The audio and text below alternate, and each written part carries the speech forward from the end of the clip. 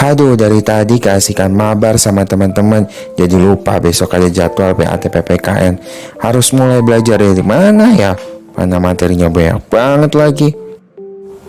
Kalau nggak salah, Pak Restu terakhir bilang itu bakalan upload rangkuman materi untuk belajar PAT PPKM besok. Oke, kalau gitu nggak usah buang waktu lagi. Kuy aja lah, langsung buka YouTube Pak Restu buat belajar materi PPKN untuk PAT besok.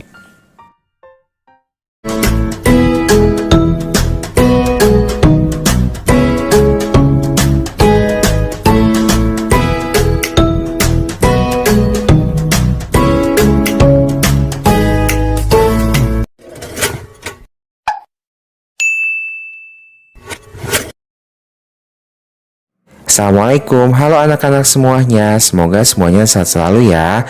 Dalam video kali ini bersama Pak Restu, kita akan sama-sama belajar rangkuman materi PPKN dalam rangka persiapan menghadapi penilaian akhir tahun.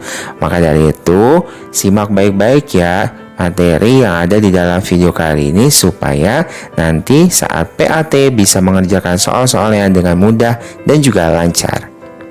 So, kita mulai aja ya pembahasan rangkuman materi PPKN-nya. Berikut adalah materi PPKN kelas 11 untuk semester 2. Yang pertama ada bab 4 tentang peran Indonesia dalam perdamaian dunia. Yang kedua bab 5 tentang ancaman di bidang ideologi, politik, ekonomi, sosial, budaya, pertahanan dan keamanan atau disingkat IPOLEK Sosbud Hamkam dan strategi mengatasinya.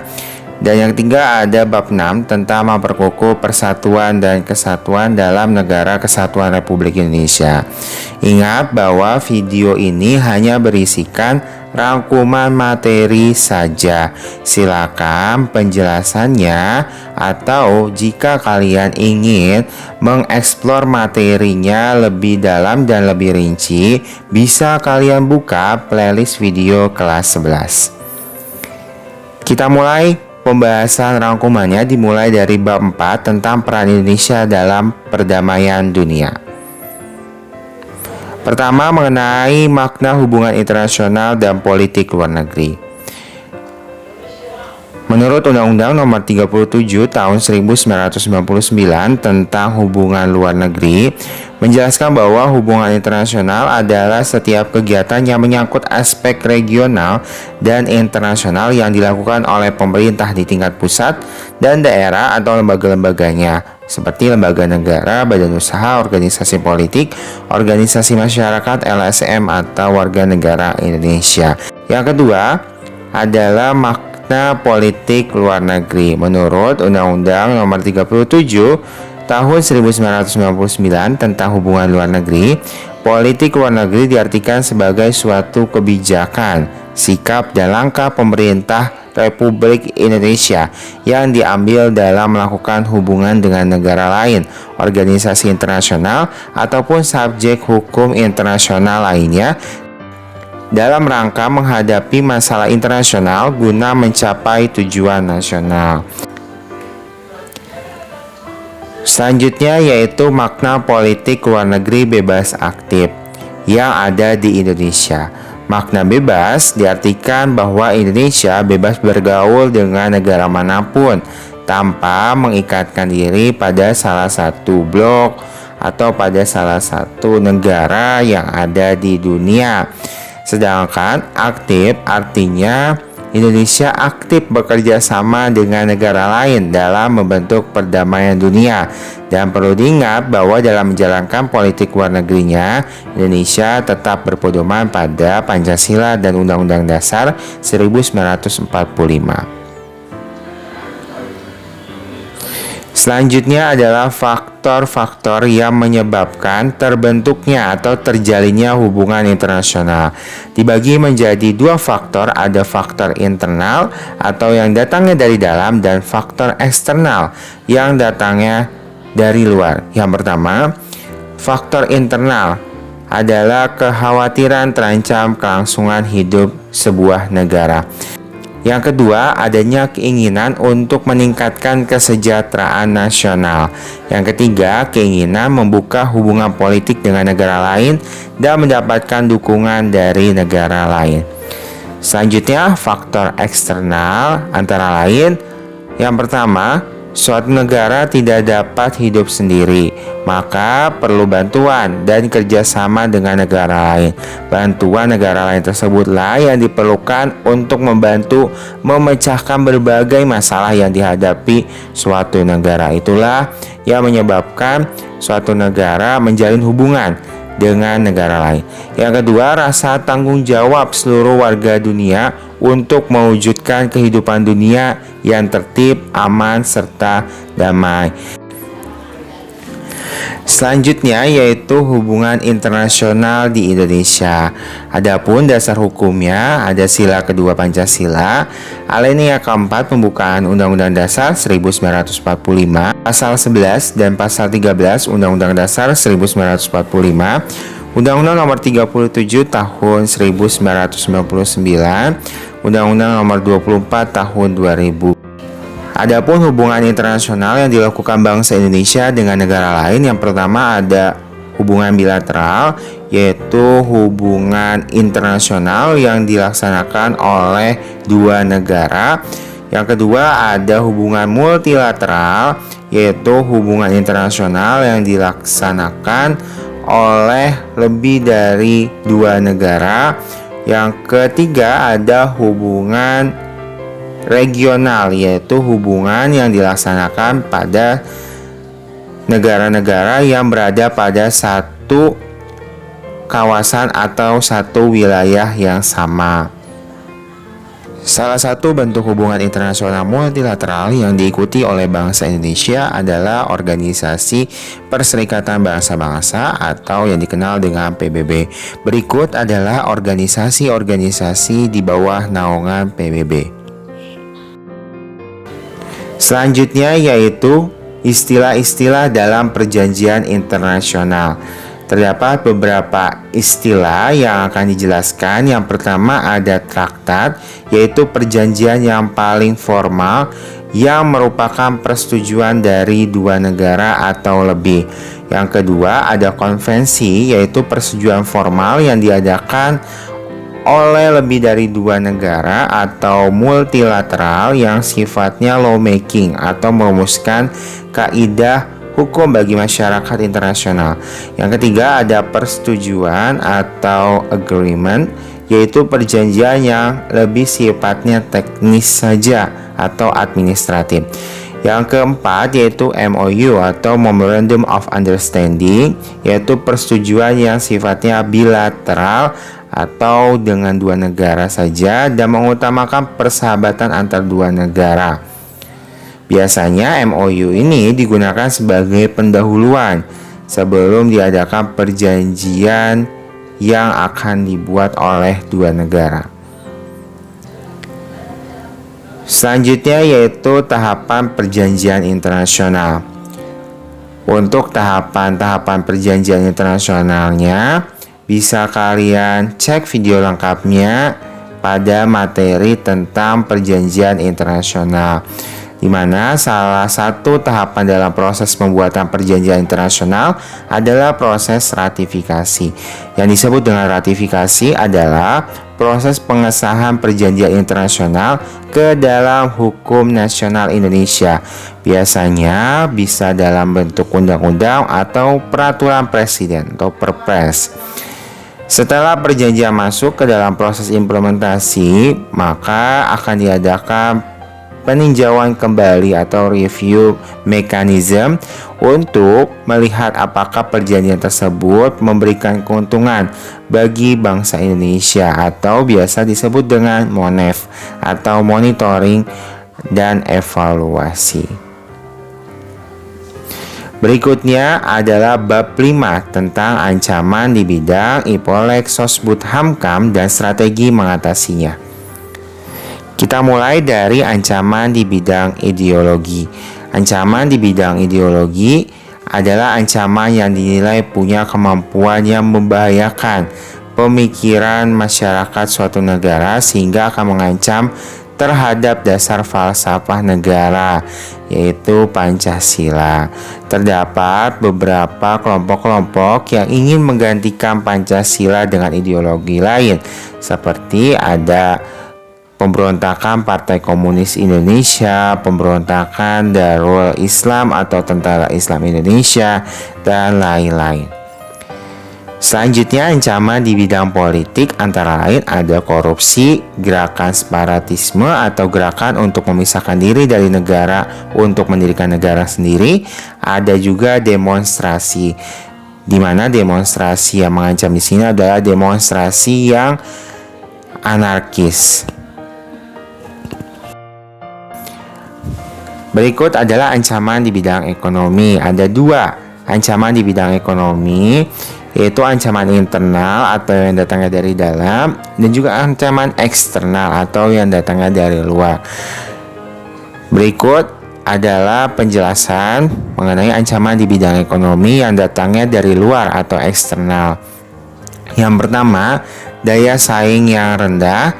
Yang kedua, ketergantungan terhadap asing. Dan yang ketiga, datangnya tenaga kerja asing ke Indonesia. Selanjutnya, ancaman di bidang budaya, yaitu adalah munculnya gaya hidup hedonisme. Yang kedua, timbulnya sifat konsumtif. Yang ketiga, munculnya gejala westernisasi. Dan yang keempat, klaim budaya oleh negara lain. Berikutnya yaitu ancaman di bidang pertahanan dan juga keamanan. Antara lain ada agresi, pelanggaran wilayah, pemberontakan bersenjata, sabotase dan spionase, terorisme, dan ancaman keamanan laut dan udara. Untuk penjelasannya bisa kalian cek langsung ke video tentang ancaman IPOLEK Sosbud Hamkam yang terdapat di playlist kelas 11.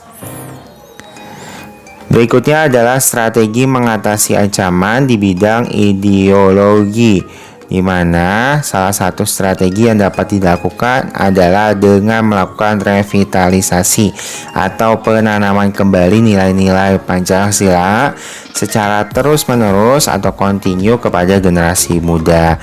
Caranya salah satunya dengan masuk ke jalur akademik melalui pelajaran PPKN. Selanjutnya, strategi di bidang politik. Yang pertama, mengembangkan demokrasi politik. Yang kedua, mengaktifkan masyarakat sipil dalam arena politik. Yang ketiga, mengadakan reformasi lembaga politik. Yang keempat, memperkuat kepercayaan rakyat. Yang kelima, menegakkan supremasi hukum. Dan yang keenam, memperkuat posisi Indonesia dalam kancah politik internasional. Berikutnya, strategi di bidang ekonomi. Yang pertama, meningkatkan hard skill dan juga soft skill SDM di Indonesia agar mampu bersaing dalam pasar global. Yang kedua, pertanian dijadikan prioritas utama. Yang ketiga, perekonomian harus berorientasi pada kesejahteraan rakyat. Yang keempat, menciptakan lapangan pekerjaan dan pemerataan infrastruktur. Dan yang kelima, memperkuat ekonomi digital dalam menjawab tantangan industri 4.0. Selanjutnya, strategi di bidang pertahanan dan keamanan. Yang pertama adalah usaha pertahanan dan keamanan itu harus dijalankan oleh seluruh komponen negara, baik TNI, Polri maupun masyarakat. Yang kedua, menggunakan sistem pertahanan dan keamanan rakyat semesta atau SISHAM Kamrata yang diamanatkan dalam Undang-Undang Dasar untuk mengatasi berbagai ancaman militer atau pertahanan dan keamanan. Yang ketiga, dalam mengatasi ancaman terorisme bisa melakukan dengan membentuk badan-badan penanggulangan terorisme ataupun melakukan pengesahan terhadap undang-undang anti terorisme serta memperkuat aparat penegak hukum.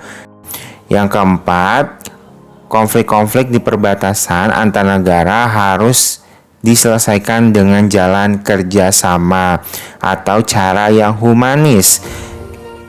Dan untuk TNI, Angkatan Darat, Angkatan Udara ataupun Angkatan Laut harus senantiasa memperkuat penjagaannya di wilayah perbatasan negara. Berikutnya bab 6 tentang memperkukuh persatuan dan kesatuan bangsa. Dimulai dari makna persatuan dan kesatuan. Persatuan adalah gabungan beberapa bagian yang sudah bersatu. Sedangkan kesatuan adalah hasil dari persatuan yang telah menjadi utuh.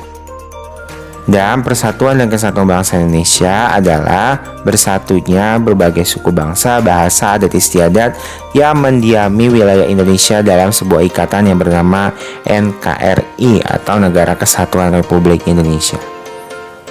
Selanjutnya, persatuan dan kesatuan Indonesia dalam sejarah dimulai dari dibentuknya Budi Utomo oleh Dr. Sutomo dan para mahasiswa Stovia, di mana Budi Utomo ini merupakan semangat awal bangsa Indonesia dalam mencapai kemerdekaan. Selanjutnya, peristiwa Sumpah Pemuda, di mana diadakan Kongres Pemuda ke-1 dan Kongres Pemuda kedua. Hasil dari Kongres Pemuda kedua tersebut adalah suatu pernyataan yang sangat penting dalam sejarah persatuan dan kesatuan, itu Sumpah Pemuda. Akhirnya berkat rahmat Tuhan Yang Maha Esa, Indonesia berhasil memproklamasikan kemerdekaan pada 17 Agustus 1945.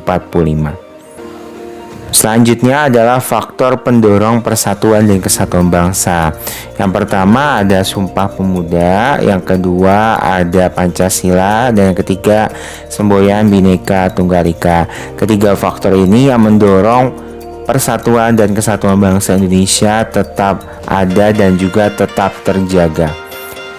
Selanjutnya, faktor penghambat persatuan dan kesatuan bangsa. Yang pertama, kondisi geografis Indonesia yang sangat strategis ini dapat membahayakan bangsa Indonesia, terutama ancaman-ancaman dari negara lain. Yang kedua, keberagaman masyarakat Indonesia ini bisa menjadi keuntungan sekaligus bisa menjadi kerugian jika tidak disikapi dengan baik. Yang ketiga, yaitu munculnya sikap etnosentrisme. Yang keempat, pembangunan yang tidak merata. Yang kelima, melemahnya nilai budaya bangsa. Pentingnya menjaga persatuan dan kesatuan bangsa. Menjaga persatuan dan kesatuan bangsa Indonesia merupakan salah satu kewajiban setiap warga negara Indonesia. Dalam menjaga bangsa Indonesia, maka Pancasila harus dijadikan pegangan dengan cara mengamalkan nilai-nilai yang ada di dalam Pancasila tersebut. Ngantuk ya ngedengerin penjelasannya Pak Restu. Tenang aja, pembahasannya udah selesai kok. Pak Restu mengucapkan terima kasih ya buat kalian yang telah menonton video kali ini. Semoga video pembahasan kali ini bisa bermanfaat dan penilaian akhir tahun kalian diberikan kelancaran dan juga kemudahan, dan tentunya bisa mendapatkan nilai yang terbaik.